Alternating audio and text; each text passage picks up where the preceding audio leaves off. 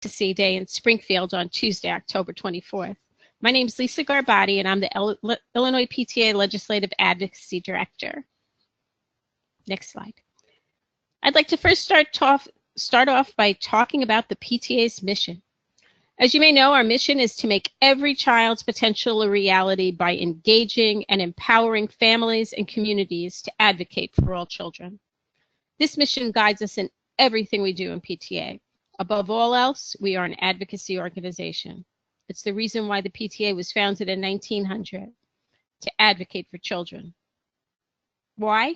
Because nobody else was doing it. Our focus issues for this Advocacy Day will be 4 things. First, education funding.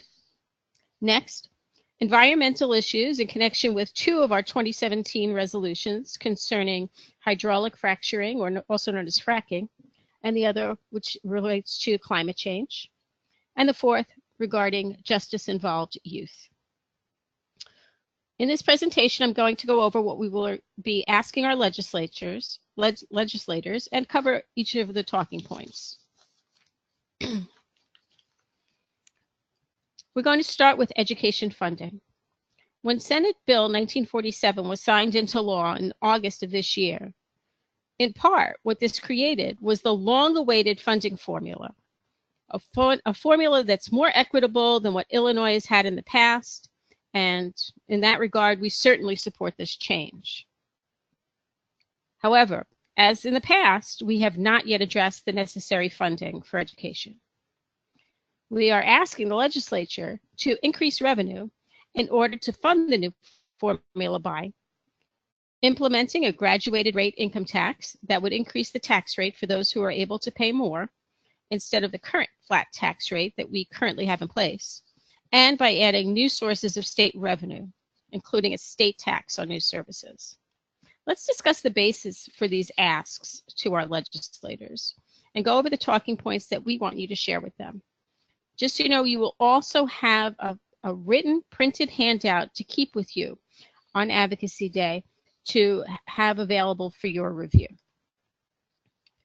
So let's start with the current statute, Public Act 100-0465, the Invest in Kids Act, which includes the new evidence-based funding model. This funding model is based on the appropriation of funds for education that would grow each year. Now, in this regard, we're going to point out that the most recent recommendation of the Education Funding Advisory Board for fiscal year 2018 was that the Education Foundation funding level be at $9,204. This recommended level of funding would cost the state $9.7 billion annually. The problem is that the recommended funding level is billions of dollars short, is billions of dollars greater than what we have currently appropriated from state aid, for general state aid. The current foundation level is only $6,119. The state of Illinois needs to now address the financial requirements of our evidence-based funding model and the Education Funding Advisory Board recommendations. Now, let's talk a little bit about increasing the revenue. The Illinois PTA has long supported a combination of state and local property taxes to support education to create a stable source of income. However, the current dependence on local property taxes to fund education contributes to inequitable funding of schools from district to district because of the differences in property values. The Illinois PTA legislative platform supports a graduated rate income tax, the creation of equitable, adequate, and sustainable sources of revenue for schools, and the creation of new sources of state revenue, including a tax on services. Specifically, item 2A of the platform supports a revision of the revenue article of the state constitution, which allows for the enactment of a graduated rate income tax, a tax policy that is based on the ability to pay, a far more way of handling these costs. Our legislative platform, item 2B, supports adequate, equitable, and sustainable sources of revenue for schools. Item 2D supports new sources of state revenue, including consideration of a state tax on services. Currently, Illinois State has an income tax that is calculated at a flat rate of 4.95%. This was increased recently after the legislature passed an override vote of the governor's veto on the budget a few months ago. One way to increase revenue would be to move from a flat tax to a graduated income tax rate where those who are able to pay more do pay more. Since the Illinois Constitution prohibits a graduated rate income tax, a constitutional amendment would be required to make this change. Another means of increasing revenue would be to tax services that are not currently subject to a tax. Now, one of the common criticisms of taxing services is that, well, people who live near the state border will cross the line to avoid the tax. However, the bipartisan advocacy group, the Center for Tax and Budget Accountability, previously determined that there are a number of services that Illinois could tax before the tax on those services is even comparable to neighboring states. As such, the threat of people crossing the state line to, let's say, get their hair cut is fairly limited. Increasing the number of services taxed by the state is an important approach to generating revenue for the state, particularly that our economy has become increasingly service-oriented. The addition of a tax on certain services would adapt our tax structure to better reflect this current economy. Next slide. Thank you. The final point we want to make to legislators is that education is an investment. Walter W. McMahon, an emeritus professor of economics and of education at the University of Illinois at Urbana-Champaign, recently calculated the return on investment of education spending in Illinois. He determined that kindergarten through 12th grade education has a return on investment of 9.5%. And that in community colleges and four-year colleges, that's even higher, as you can see on the screen. For comparison, the Standard & Poor's 500 stock index had a return on investment of 7.2% over the same period. Spending money on education is essentially a better investment for the state than investing in the stock market during a historically high period of market growth. The result of this high rate of return on state spending on education is that every dollar Illinois spends on education is paid back to the state in 2.3 years. Ultimately, education is absolutely one of the best investments the state can make. Next slide. Okay. So, what is our ask? The ask is what we're going to want our elected officials to do. This is what we're going to request of them. Now, in the case of education funding, our ask to the legislators and frankly to the governor is to provide for the full funding of the education, support the full funding of the Education Funding Advisory Board's recommendation that the education foundation level of $9,204 be supported. This would be either through any one of the means that we have basis for in our legislative platform. So that would be a constitutional amendment to allow a graduated income tax, an increase in the current income tax rate, or the addition of a sales tax on certain services. To do this, we would need to also support the graduated rate income tax, which requires a constitutional amendment. Okay.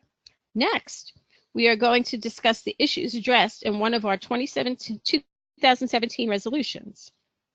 Specifically, now we're going to talk about the resolution on hydraulic fracturing, also known as fracking, and oil drilling standards that was passed by our membership at our convention in April.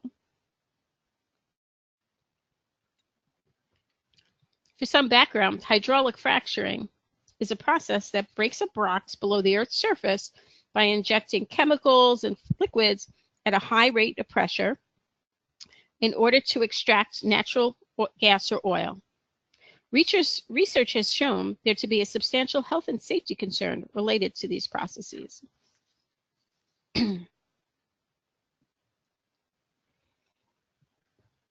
Now let's review some issues and talking points in this regard. According to the EPA, the process of fracking can impact drinking water resources in certain circumstances, including, are we able to pull up the next point? Spills of the related fluid and additives used in this process, the injection of fracking fluids directly into the groundwater resources, the discharge of inadequately treated wastewater into groundwater resources, the discharge of inadequately treated wastewater to surface water resources. Additionally, the improper disposal or storage of the wastewater from this process into unlined pits can result in contamination of the groundwater resources. How many children and families could this impact? In Illinois, an estimated 35% of Illinois residents, including 90% of all rural Illinois residents, obtain their drinking water from groundwater or aquifers, all of whom could face the detrimental impact to their health in the event of an inadequately regulated hydraulic fracturing industry. Another concern relates to the chemicals used in fracking. According to the Environmental Protection Agency, some of the chemicals in the fracking process are known to be hazardous to human health, including known carcinogens, such as benzene, radioactive materials, including radium. Air pollution is another concern. According to a study by the National Oceanic and Atmospheric Administration, air contaminants released in the fracking process include known carcinogens, as well as ground-level ozone. Additionally, according to the nonprofit organization National Resources Defense Council, the pollutants from fracking include chemicals that are known to lead to birth defects, blood disorders, immune system-related diseases, and cancer, including leukemia, non-Hodgkin's lymphoma, as well as cause aggravation to respiratory conditions. Finally, fracking has been shown to have led to a substantial increase in induced earthquakes in the Midwest. In this regard, I'm going to point out that the state of Illinois rests on a portion of the New Madrid seismic zone. According to the 2014 United States Geological Survey, Illinois is one of the states at highest risk of having an earthquake. The process of hydraulic fracturing has led to a substantial increase in induced earthquakes. By that I mean earthquakes triggered by human activities. In other areas of the Midwest, from an average of 24 earthquakes per year in 1978 to 2008, it increased substantially until in 2015 there were 1,010 induced earthquakes recorded.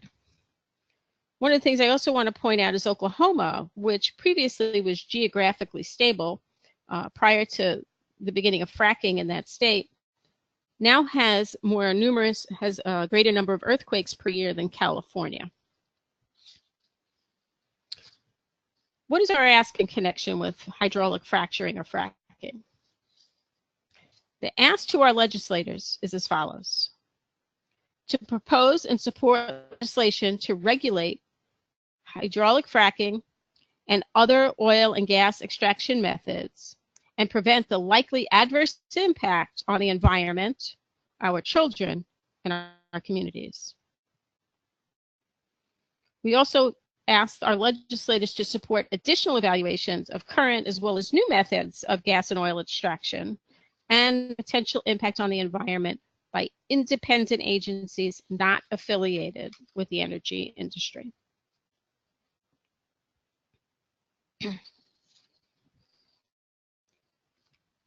Our next topic is climate change. The delegates to the 2017 Illinois PTA Convention passed a resolution on climate change.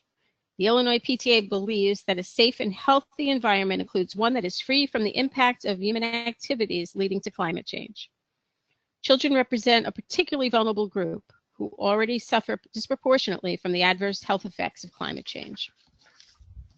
So let's go over a few talking points and issues that we can raise. Now, when we talk to our legislators, again, you're going to have a handout. And you don't have to mention every every point. That's why they will also have a handout and they can review that as well. According to joint U.S. agency reports, climate change is likely to adversely impact human health and the environment. These impacts include an increase in all of the following: particular human development issues due to prenatal and early childhood malnutrition caused by decreased food supplies and exposure to toxic substances, respiratory health issues, foodborne diseases and nutritional deficiencies, and certain cancers due to the increased duration and intensity of ultraviolet radiation.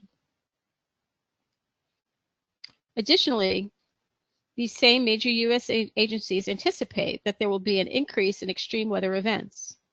This will include winter storms, cold waves, heat waves, tornadoes, hurricanes, and floods. Each of these in turn leads to an increase in potential for injury, disease, and death. Another health concern related to climate change is an increase in infections and disease due to pathogens in water and food, and also by those insects and other vectors that carry disease. And this would be related to rising sea levels, changes in the temperature extremes, changes in seasonal weather patterns, and an increase in extreme precipitation and storms. Next slide, please. So what is our ask here? As I mentioned earlier, the ask is what we want our elected officials to do. The Illinois PTA asks its legislators to propose, sponsor, and support legislation that will regulate activities that contribute to adverse climate change, mitigate the negative effects of climate change, to support and encourage the use of renewable energy, and finally, support and encourage efforts to remediate the existing negative impact of climate change. The Illinois PTA also asks its legislators to oppose the easing of those existing regulations that are intended to regulate and further prevent those industries whose activities have had an adverse impact on climate change. So, no rollbacks. And our last topics involve justice reform for juveniles and youths. Now, the Illinois PTA released a report on justice-involved youth for the 2017 convention. The current research in this area, which we reviewed in connection with generating this report, indicates that the brain is not fully developed until the age of 25. However, the Illinois statutes governing youth and young adults in the justice system do not reflect this current research. Next slide, please. A number of studies, and we're just going to go through a few talking points, and again, you'll have a handout. A number of studies have shown that while areas of the brain that relate to emotion appear to be developed by the age of 17, areas that control decision-making aren't fully developed until age 25. This uneven development leads to an increased likelihood of risk-taking behavior and difficulty controlling responses to emotional situations. In turn, this increases the likelihood that they will become involved in the justice system. The research suggests that the group from age 18 to 25 would benefit the most from different treatment that takes these issues into consideration. In relation to the research and our report, the Illinois PTA legislative platform was amended to provide that we shall now promote and support laws in our justice system that address these differing needs of youth as they continue to mature from age 18 through and including age 24. Next slide. Now we'll get to our ask. The Illinois PTA asks legislators to propose and pass legislation that will fairly address the differentiated development of youths and young adults in the age group of 18 to 24 in the justice system. And continuing with our previous positions on justice-involved youth and those under the age of 18. With respect to alleged offenders under the age of 18, the Illinois PTA asks our legislators to promote, propose, sponsor, and support legislation related to continued juvenile justice reform to ensure the equitable treatment of all justice-involved youth. That concludes our presentation. Are there any questions?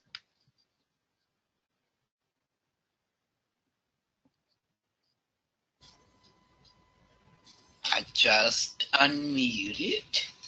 Thanks. I enjoyed that presentation, Lisa. Thank you so much. We all will have handouts, and we will find our legislators in these different areas. Absolutely. Yeah, they have different areas that they push. And exactly, and we'll walk together in groups, and we'll each have people, we'll all walk around certainly in pairs to make sure that everybody has someone to help them, just remind them of issues and to discuss or make some major points. yes. Are there any questions or anything anyone would like to add? No. No, thank you, Lisa, so much. That was very helpful and educational. Okay, thank you. Well, thank you for attending this webinar. This webinar is also going to be available online, so if you want to mention it to anyone, I think we're going to have an email blast that will include a link to this. They can still watch it if they missed it, or just kind of review it. So thank you again. We've been advocating for Illinois children for over 100 years. Let's keep it up. Be sure to go to illinoispta.org/take-action to register to attend our Advocacy Day in Springfield on Tuesday, October 24th from 10 a.m. until 2:30. Pre-registered attendees will be receiving free Illinois PTA business cards to leave with legislators. We will have talking points and literature available for you to use when meeting with legislators, and we'll have an experienced PTA advocates that you can tag along with to see how to meet with a legislator and who can help you and accompany you when you go to your meeting. If anyone has any questions, just please send an email to me at the address indicated on the email address on the final screen.